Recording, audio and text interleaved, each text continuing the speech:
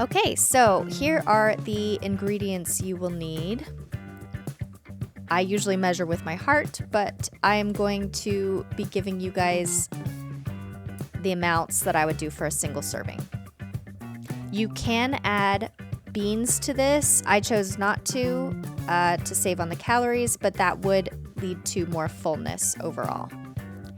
If you do beans, I would sub out, for the half a cup of beans you add, sub out a half a cup of the cauliflower. When it comes to the mint extract, less is more. Definitely figure out your taste preferences before adding too much to the mix. I also like to add in flax and chia for the omegas and health benefits. Next, it's time to add the milk. Soy is my favorite. Here I am using almond milk. Now, you may need to use more or less. Start blending and seeing if your blender's having a hard time, maybe add a little bit more milk. I estimated that a cup and a half would get you started, but you most likely will have to add some more. Once everything is blended smooth, please give it a taste test because that is what your ice cream is going to taste like, obviously.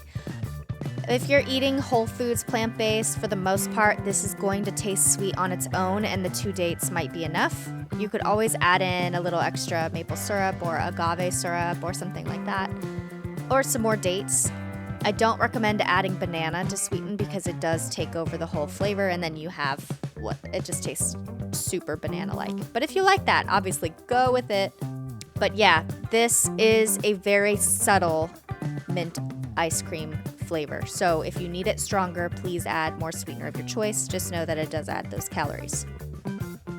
Lately, what I've been doing is saving half for a Ninja Creami and the other half for a smoothie for myself. So you can do that easily by doubling the recipe.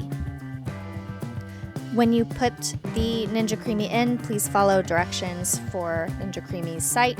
You will probably have to run it at least twice and add some milk if need be, but it should come out nice and creamy like this. Once you have this consistency, you can add the cacao. You will be using the mix-in setting from here.